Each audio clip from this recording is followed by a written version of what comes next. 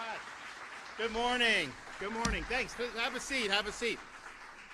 Man, what a venue. Urban Stillhouse. Wow, this is great. Thanks for hosting us. We really appreciate that. We're happy to be here. We've got a lot of folks that are in attendance who were involved with the legislation that I'm going to sign today, and you'll hear from some of them, and others will be up when we do the ceremony. We are joined by the Executive Director of the Florida Department of Highway Patrol, Highway Safety and Motor Vehicles, which includes the Florida Highway Patrol, Dave Kerner. We have Senators Jay Collins and Jonathan Martin here. We have Dina Thompson, who's going to speak and talk about her story. We have Senator Rusan and Burton are here. We have Representatives Yakorsky. We have Bernie Jocks, Cheney, Triblusi, Doug Bankson, Adam Anderson, and do we have any more? Do we have Trunow is here? Where's he at? Okay, did I miss anybody in the legislature? Okay, thanks so much for that. And then we also are joined by Joe Petito and family. He's the Vice President of the Gabby Petito Foundation. We have Nikki Schmidt, President, Board Member, Gabby Petito Foundation, and then Tara Petito and Jim Schmidt also from the foundation. So thank you all for coming, and thank you for helping with getting this legislation where it needs to be. I'm excited today because in Florida, we stand for the well-being and the innocence of our children. We have done...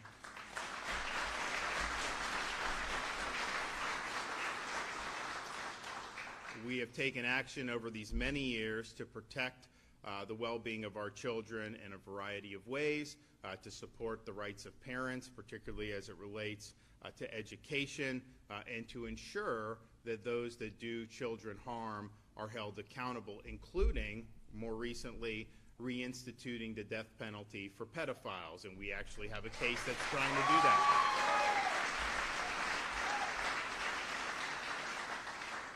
So we're proud of that, but we also know that there's always more to do. At the end of the day, we want kids to just be kids. And when you have adults that are looking to harm them, we've got to step in and we've got to protect them, and that's exactly what we're doing here today. So we're going to be signing 5 pieces of legislation that is going to do a number of things.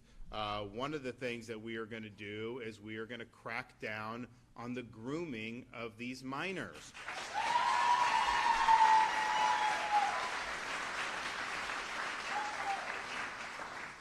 And the fact of the matter is, with the rise of the internet and social media and all these different apps, that has been a playground for these predators to go in and to groom these young kids. So HB 1545 is going to protect children from adult groomers attempting to prey on them. It will prohibit an adult from engaging in a pattern of communication to a minor that includes explicit and detailed sexual activity descriptions, and that's what they try to do. They try to get into that venue with these young kids. It will increase penalties for child exploitation crimes, and it establishes the conduct as a third-degree felony, which strengthens the punishments associated with child exploitation and making those punishments more severe as they should.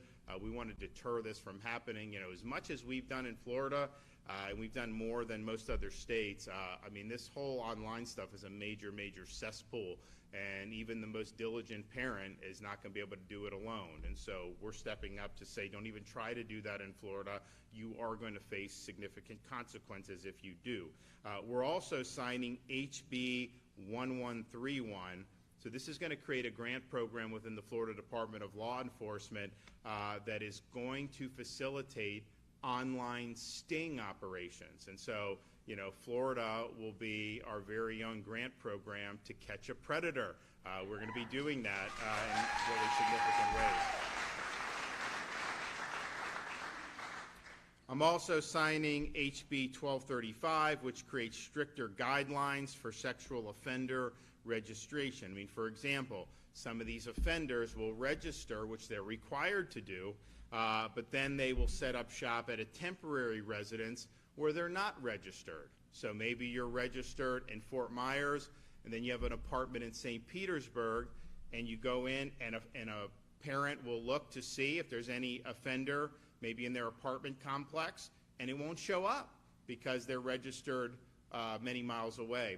So we're putting the kibosh on that loophole to make sure that the whole purpose of the registry is to alert other people about who may be in their communities or in their neighborhoods. And the reason why you do that is because folks that have committed these types of offenses typically reoffend. And there's a high likelihood that that could happen. So we want people to be on notice. So this does that. It also makes sure that they're registering vehicles and vessels if they're using that as their living quarters. You have a houseboat and bring it somewhere else. People have a right to know about that. We're also going to make sure that they can't just get off the registry, and also that international travel is documented as appropriate. I'm also signing SB 1224, which strengthens the role of state right guardian ad litem office and, thanks to the advocacy of the Gabby Petito Foundation, implements new training requirements to ensure law enforcement properly assesses domestic violence situations. We are going to have a new role for supportive adults to assist children transitioning out of foster care so that they can live and work independently. We're also establishing a fostering prosperity grant program for youth and young adults aging out of foster care to facilitate smooth transitions to trade schools to teach financial literacy and to provide college prep tools. The bill creates, and this is something that I know was patterned after some other states that did this many years ago, the bill creates a lethality assessment that requires responding law enforcement officers to a domestic violence incident to determine whether a domestic violence victim is at a higher risk of death or serious injury. The bill was inspired by Gabby Petito, who of course was tragically murdered by her own fiancé. Gabby's father, Joe, has been supporting and pushing for the language in the legislation, as well as other members of the family and the foundation. And today we honor those efforts by making this the law of the land in the state of Florida. Finally, I'll be signing HB 305 to expand the types of evidence that can be presented to a jury in child sex abuse cases and increase penalties on those who take part in the sexual trafficking of minors. So we're taking a strong stand here in the state of Florida. That's typically what we do in these situations, and I think that this is going to offer good protection for the children of our state, and people should just know that we are forthrightly committed, whatever we need to do to maintain Florida as the best place to raise kids. We're going to do it, and we're going to make sure that we keep the bad guys at bay. So I'm looking forward to signing these bills in a second, but before I do that, we're going to hear from some of our speakers. And so we'll start with Dave Kerner, Florida Department of Highway Safety and Motor Vehicles.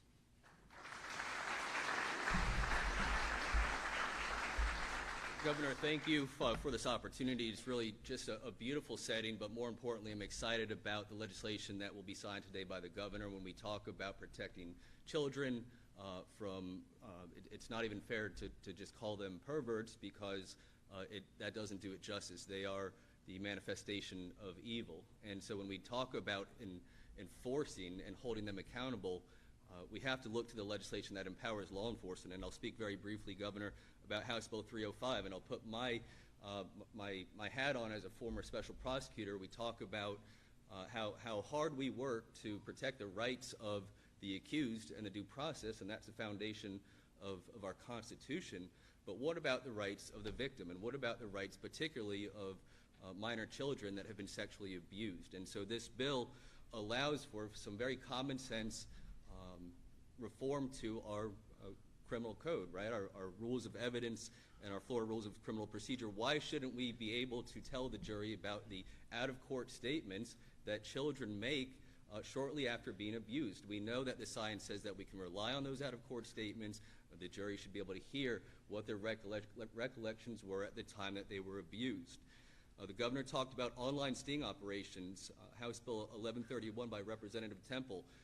I remember working at a small law enforcement agency of only 20 officers. I would have never thought back in 2004 that small law enforcement agencies would be participating in internet crimes against children investigations. But this bill empowers local law enforcement, and if you're a sergeant, if you're an officer at a smaller department, and you're watching this press conference and you see what the governor is going to sign today, remember that you are a force multiplier, and we would encourage you to apply to FDLE for these funds, because we need all the help that we can get from all of our law enforcement officers in this state.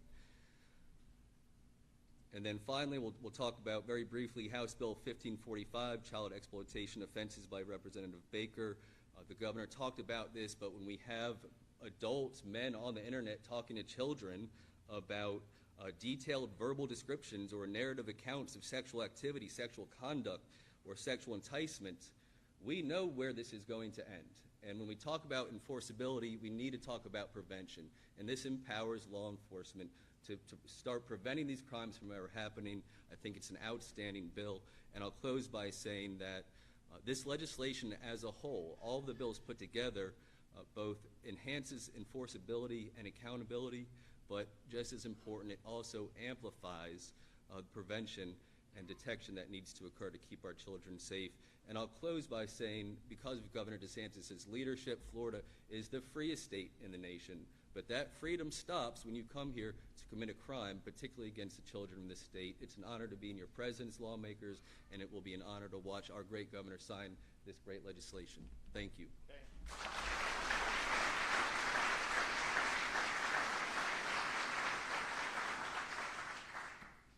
Well, it is exciting to be here today. I am Senator Jay Collins, and I represent Hillsborough County, just on the other side of the water. This place has a unique message and history with me. Scotty, it's beautiful. To each of the people who work here and are allowing us to use this venue, thank you for letting us do this. I don't know how many of you know about this, but this has deep ties to my career as a United States Army Green Beret. This memorializes, through Horse Soldier Bourbon, what we did on the invasion, where courageous men went in on horseback to protect those things they love. They protected our American freedoms abroad. And now we're talking about protecting those things that we love and hold most dear right here at home. It's fitting that we do it in a place like this. So thank you for letting us use the Urban Stillhouse. We talk about our role as Green Berets, and we did. We protected our American interests. When I jumped into politics, I want to share a little anecdote. I was concerned, I was frustrated about why had I not done more. If I was willing to die in a nation that wasn't ours, beside people we didn't know, to protect our freedoms abroad, why would I not do all that I could here to preserve and protect those same freedoms? It takes courage, candor, and commitment. And Mr. Governor, you and I have talked about this several times. I can't think of somebody who embodies that more than Governor DeSantis. The courage.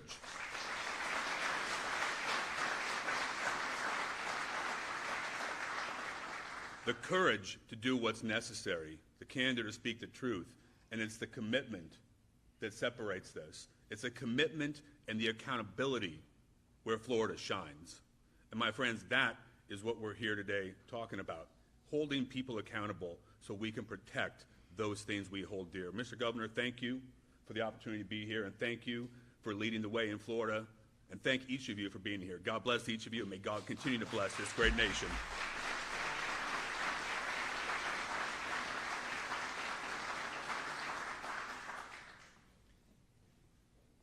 Thank you, Senator Collins, for your sacrifice before you got into the Senate, and also the incredible work you've been doing here in the Florida Senate. Thank you, Governor, for continuing to protect our kids. We did a lot last year. The death penalty for child molesters was a first in the nation since the U.S. Supreme Court got their hands in writing statutes and writing the law. We fixed that in Florida last year. Thank you, Governor, for your leadership in protecting kids. This year, if you think of bookends, and Representative Yarkowski gave me this analogy, last year we had a law go into effect that gives a death penalty for child molesters. This year, on the other end of that bookshelf, we have the ability to protect our most vulnerable, our youngest, our most innocent before they're physically traumatized. The mental trauma of being groomed is now going to be protected in Florida. We're going to prevent kids from having that mental trauma, that mental anguish, and ultimately that mental hook that oftentimes leads into a life of being victimized through human trafficking and being victimized by these most heinous individuals. So on the other end of that bookshelf, today we get to implement this new law. Thank you, Governor, for your leadership and working to get this across the finish line. Thank you, Representative Yarkowski, Representative Bankson, and of course, Representative Baker, whose bill this is. She had a slightly different bill, and you'll see that language in there as well, that enhances the penalties for possession of child porn to where it should be, no longer a third-degree felony. But these two bills merge to make one great bill to protect kids on the other end of that bookshelf, to protect kids from being physically traumatized. So thank you, Governor, for your leadership. Thank you, Representatives. I'm looking forward to giving this additional tool to our prosecutors, to law enforcement, and our child protection teams when they're interviewing these kids after they've been through trauma. This is one additional thing that they can get, one additional charge that we can put on that score sheet, one additional penalty that can keep these child molesters in prison even longer. It's going to go a long way to keeping our kids even safer in the state of Florida. Thank you.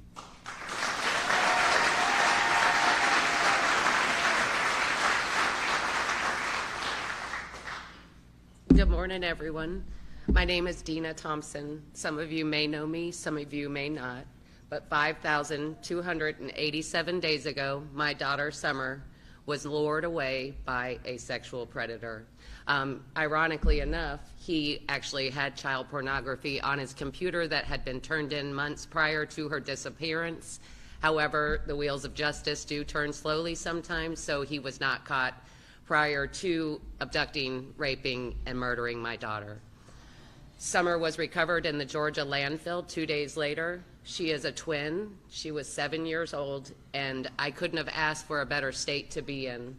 Unfortunately, Summer did lose her life here, but it gave me a voice to try to help other parents and other families not ever suffer a travesty like this. And being provided a wonderful governor that actually most of the governors since all of this have happened have been amazing guys. But I just want to take the opportunity to say thank you for making life for children here in Florida safe, and for also getting the law passed that these people should be put to death. There is no fixing it. It sees no color, it sees no creed, it sees nothing. It has nothing to do with your religion, whether you're a good parent, a bad parent. Bad things happen to good people, and I'm living proof of that. I just want to say thank you to everybody who worked so tirelessly on passing laws for children to make it safer for them here. These animals have tricks that they share with each other. They have lures that they share with each other each month to try to get children to come to them. So we have to, it takes a village to raise a child. I've said that from 5,000 days ago, and I still believe that to this day. So thank you all for everything you've done and everything you continue to do, and thank you, Governor DeSantis.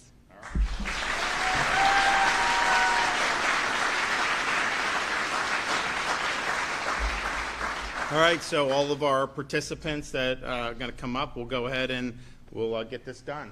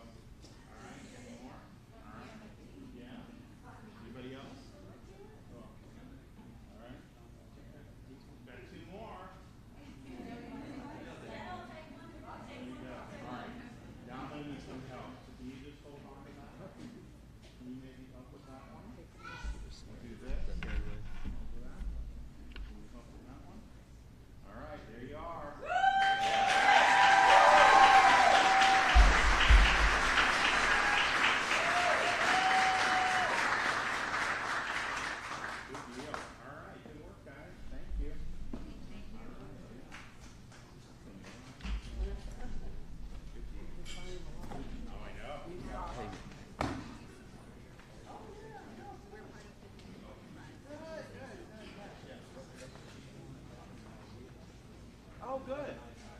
Nice. Well, it's good stuff. Yeah. Absolutely. Yeah. Happy to do it. Okay, so good work. We're going to be, so we did Monday, we did some fentanyl legislation, expanded our core network.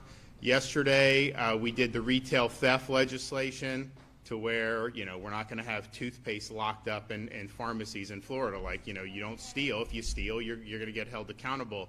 And then today, with the anti-grooming legislation, really important for the protection of children. We'll do some more public safety tomorrow. And I think if you look back, this has been a great run, this legislative session, in terms of public safety. We're proud of being a law and order state. We're going to continue to do it. I'm happy to take some questions. First, I'll just say, the inflation coming in, the reports, this is not petering out. They had been saying that for a long time, that it was just going to peter out. It has not. We need to have lower interest rates, and I think what's happened is likely going to perhaps prevent that from happening this year. But people are hurting because all that's reflected in the cost of things that matter to people: housing, mortgages, groceries. You just saw last year for 2023, the number one individual itemized increase for inflation was auto insurance. This print today for just a month had a massive increase, and that's really, really difficult. And so this is, I think, the wages of Bidenomics. I don't think things have been more tepid in terms of inflation. I think inflation's continuing to be quite strong, and that's going to make it more and more difficult for folks. So maybe stop spending so much money up there. Maybe try to do some things differently, because clearly we're now in 2024, and everything we've seen for many, many years has helped put us in this place thanks to your federal government. Fortunately, we're doing it differently. We don't control the national economy. We're just a very small sliver with our state budget. But you look at things like the toll relief that we did, 50% reduction in tolls for Florida commuters.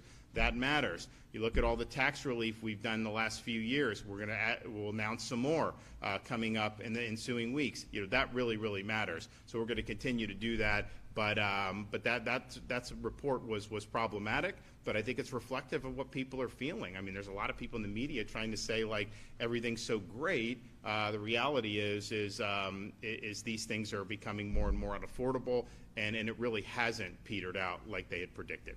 Okay, anybody? Governor, you mentioned that the state is going to be doing child, catch a predator style sting. Can you describe what that means and how that's different from what local law enforcement does, as we see here in the Tennessee? Well, I think some of it will be supplementing what they're doing. I think that some of them are doing a really good job on that. This will be more money, more resources. Unfortunately, even a sheriff's department that is very diligent in this in an urban county, you've got, unfortunately, a lot of potential victims.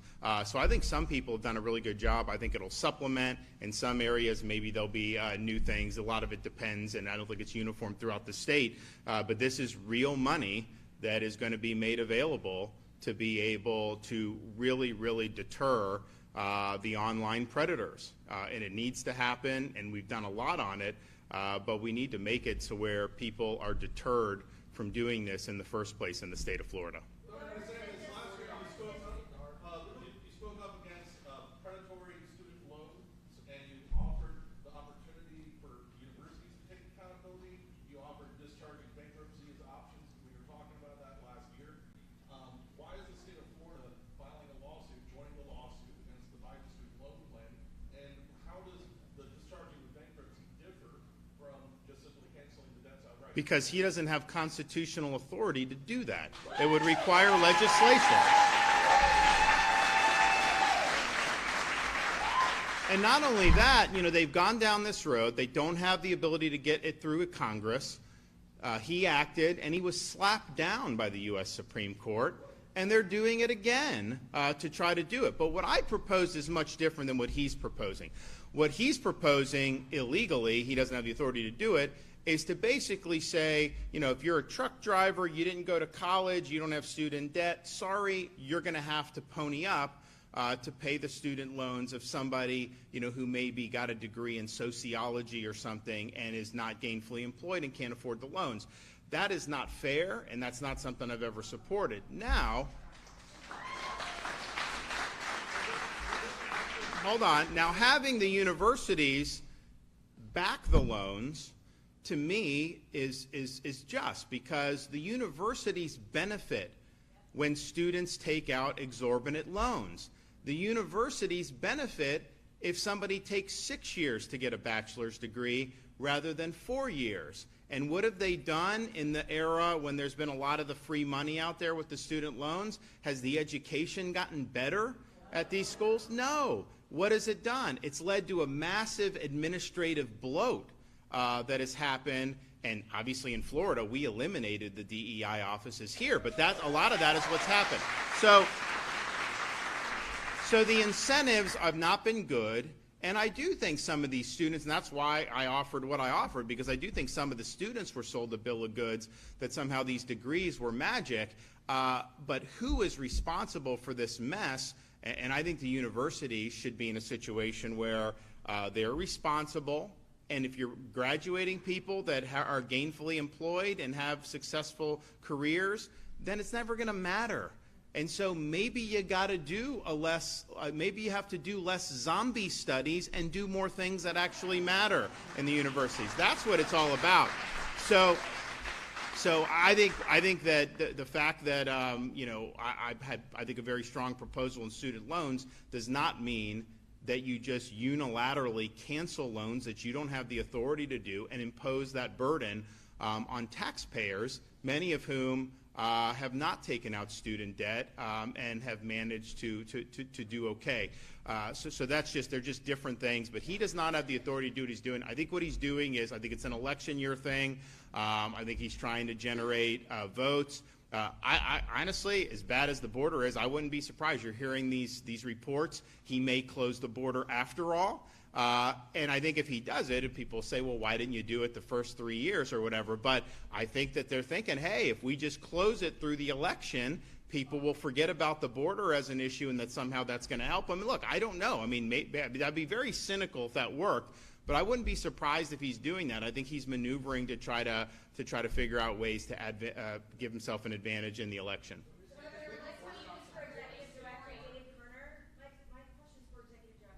Come on, Dave.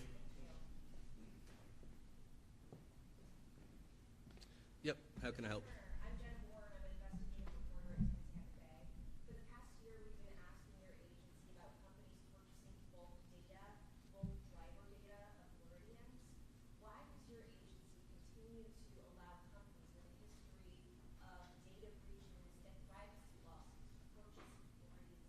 Well, I would reject your premise, by the way. We've responded to you. We've been candid with you. We follow the statutory duties that we have as set by the legislature. We don't sell that information. We comply with the law. And that's what the public records laws require me as the administrator to do. And any citizen in the state would have to comply with those same laws. So thank you. Good deal. All right, guys. Thanks so much. Great to see you all.